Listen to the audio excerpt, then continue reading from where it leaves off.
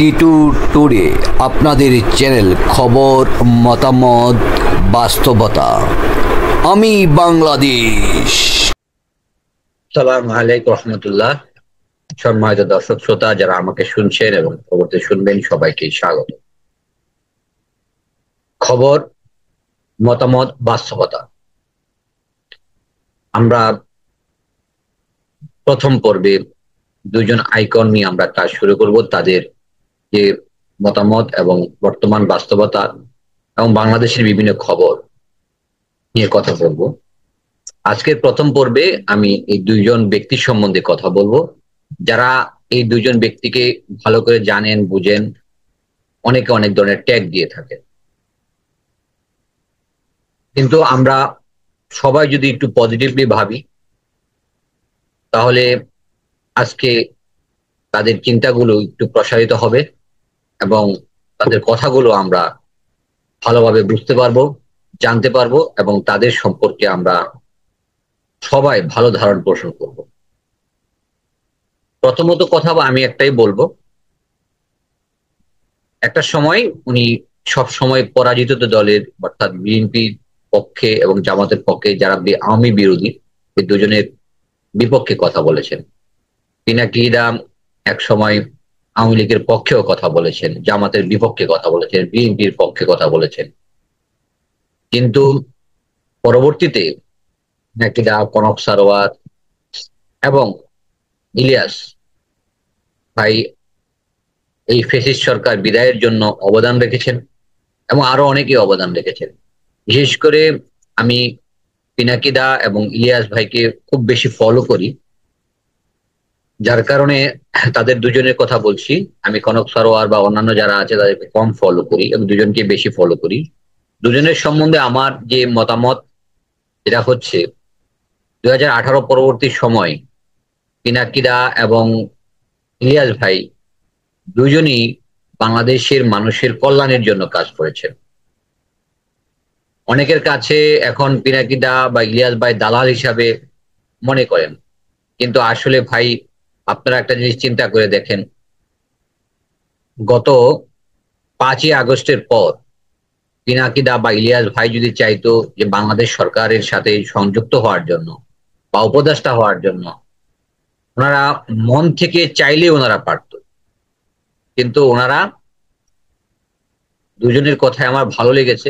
বিশেষ করে পিনাকি দা বলেছে যে সরকার প্রতিষ্ঠিত হয়েছে, এই সরকারের ভুল ত্রুটি তুলে ধরার জন্য উনি চেষ্টা করবে এবং প্রথমত উনি এই চেষ্টাতেই ছিলেন। পরবর্তী দেখা গেছে এই সরকারের কে বাঁচানোর জন্য ওনার দরকার এবং সে অনুযায়ী কাজ করছেন।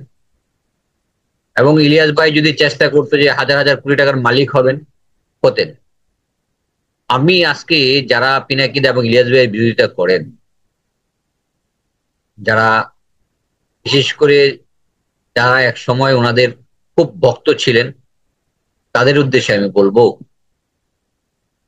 বিরোধিতার জন্য বিরোধিতা করবেন না, ভালো মন্দ বিচার করে বিরোধিতা করবেন। ওনারা দেশের মঙ্গল চান।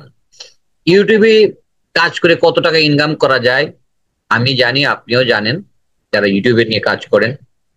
তো পিনাকি দা চাইলে ইউটিউবের দরকার নেই, উনি যে কাজ করেছেন ইউটিউবে ছেড়ে এসে সরকারের সাথে যুক্ত হয়ে হাজার হাজার কোটি টাকার মালিক হতে পারতেন, বিভিন্ন প্রতিষ্ঠান থেকে বিভিন্ন কমিশন নিয়ে চলতে পারতেন।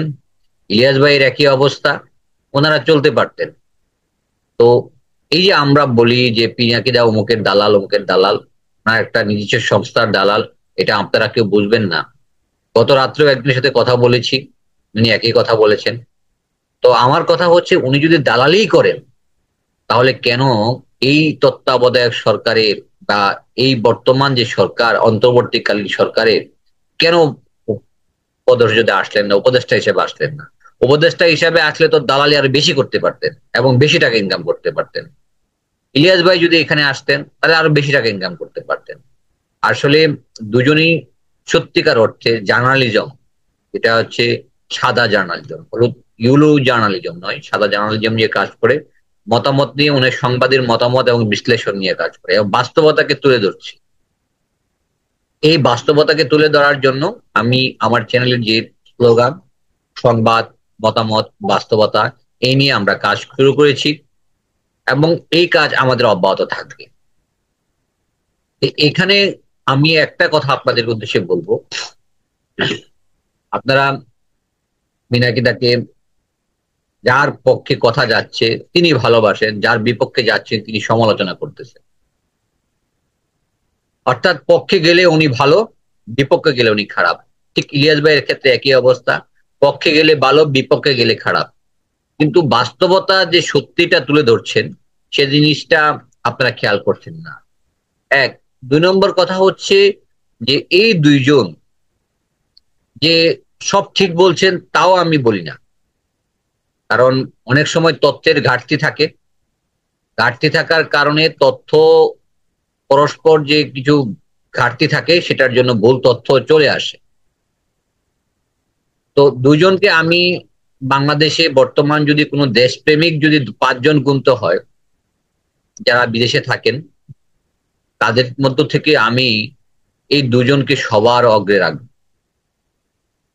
কারণ তারা দেশকে নিয়ে ভাবেন, দেশের চিন্তা করেন, দেশের মানুষকে নিয়ে ভাবেন, দেশের উন্নয়নের চিন্তা করেন। দেশের প্রতি ভালোবাসা আছে বিদেশে বসে ইউটিউব করছেন, ইউটিউব ভিডিও করতেছেন, ভিডিও করে যে সামান্য টাকা কামাচ্ছেন, এই সময়টা যদি উনি অন্য কাজ করেন করতে পারবেন। এবং ইউটিউব ভিডিও বাংলাদেশ নিয়ে নয়, অন্য দেশ নিয়ে যদি উনি করেন, যদি এই বিষয়গুলো না নিয়ে অন্য কোনো এন্টারটেনমেন্ট করেন, ওনাদের ভিডিও চলবে। কারণ ওনারা এনার্জেটিক এবং বিষয়বস্তু সম্বন্ধে কথা বলতে পারেন। সুতরাং ওনাদের যে আয় সমস্তটা বৈধ আয়, শতভাগ বৈধ আয়। এখানে উনি কারো দালালি করেন না, কোনো দালালের পক্ষেও কথা বলেন না। হ্যাঁ, হয়তোবা ভুলের অজান্তে ইনফরমেশন গ্যাপের কারণে কিছু কথা হয়তোবা এদিক সেদিক হয়ে যাচ্ছে। পরবর্তীতে ওনারা যখন জানেন, আমি ওনাদের নিয়মিত ফলো করে দেখে বলছি, দেখেছি ওই পরবর্তী ভিডিওতে উনি ওই বিষয়টা সমাধান করে দিচ্ছেন এবং এমন ভাবে সমাধান করে দিচ্ছেন, উনি আগের ভিডিওতে ভুল করে গেছেন সেই বিষয়টা একটু করে মানুষকে বুঝিয়ে দিয়ে যান। দুজনেই একই অবস্থা। তো আপনারা যারা আমার ভিডিও দেখেন এবং পরবর্তী দেখবেন, আমি ওনাদের যে খবরগুলো নিয়ে মতামত দেন এবং বাংলাদেশের বর্তমান পরিস্থিতি বাস্তবতা কি আছে সেগুলো নিয়ে আমি আলোচনা করি। এবং আমার চ্যানেলের উদ্দেশ্য একটাই, ভালো মানুষগুলো তৈরি করা, ভালো মানুষ খুঁজে বের করা, ভালো মানুষকে সামনে আগিয়ে নিয়ে যাওয়া। এবং যারা সততার সহিত কাজ করতে চান, দেশকে ভালোবাসেন, দেশের জন্য কাজ করতে চান, তাদের পক্ষে কথা বলা। সবার আগে দেশ। আমি দেশে আছি, জানি না আমি এভাবে কথা বলতে বলতে কতদিন দেশে থাকতে পারবো। কারণ খবর, মতামত এবং বাস্তবতা যদি আমরা তুলে ধরি, একটা সময় পিনাকিদা বা ইলিয়াস ভাইয়ের মতো আমাদেরও দেশ ছাড়তে হতে পারে। তো আমি দেশ ছাড়তে চাই না, আমি দেশে থাকতে চাই, দেশের মানুষের জন্য কাজ করতে চাই। আজকের এই প্রথম পর্বে আমি এতটুকুই বলবো যে আপনারা যে খবর দেখেন, খবর শুনেন, মতামত দেন এবং বাস্তবতা পরীক্ষা করবেন। এবং আমরা পিনাকিদার প্রত্যেকটা কথা উনি যেভাবে বলেন সেই কথাগুলো আমরা বিশ্লেষণ করব। শুধু শুধু কাউকে কোনো ট্যাগ দিব না, না, দেশ প্রেমটাকে আমরা আগে দেখবো কতটুকু দেশপ্রেমিক। ইলিয়াস ভাই যে কথাগুলো বলেন, হয়তো বা কথাগুলো অনেক সময় স্ল্যাশ ল্যাঙ্গুয়েজ দুজনেই চলে আসে, কিন্তু কতটুকু দেশের জন্য কথা বলছেন, কাদের জন্য কথা বলছেন, কোন খবরগুলো দিচ্ছেন, সেই খবরগুলোকে সামনে রেখে কথা বলেন। কারণ তাদের খবর, তাদের যে মতামত আপনারা হাজার হাজার লক্ষ লক্ষ মানুষ এখানে দেখছেন। আমি তো দেখলাম যে কোনো কোনো ভিডিও প্রায় কোটির কাছাকাছি চলে যায়। তো তাদের যে বর্তমান অবস্থান, সেই অবস্থান থেকে তারা যদি চাইতেন বিভিন্ন জনকে ব্ল্যাকমেইলিং করা এবং অর্থের জন্য পাহাড় গড়ে তোলা, উনি বিদেশে বসেই পারেন। কিন্তু তারা বাংলাদেশকে ভালোবাসেন, বাংলাদেশের উন্নয়ন চান, বাংলাদেশের মানুষের ভালো চান বিদায় তারা বিভিন্ন ধরনের খবর সংবাদ আমাদেরকে উপস্থাপন করেন এবং পর্যালোচনা করেন। তাদেরকে নিয়ে মন্তব্য করার মতো হয়তোবা আমাদের অনেক কিছু আছে, কিন্তু আমরা পজিটিভলি মন্তব্য করব এবং ওনাদের দীর্ঘায়ু এবং সুস্বাস্থ্য কামনা করব। আমরা পরবর্তীতে বিভিন্ন ভিডিওতে পিনাকিদার বিভিন্ন এপিসোড এবং ইলিয়াস ভাইয়ের বিভিন্ন এপিসোড এবং বর্তমান বিষয় নিয়ে এটার মতামত দিব এবং বাস্তবতা নিরিখে আমরা আমাদের পরবর্তী এপিসোডগুলো সাজাবো। আমরা এখান থেকে বিদায় নিচ্ছি। আসসালামু আলাইকুম ওয়া রাহমাতুল্লাহি ওয়া বারাকাতুহু।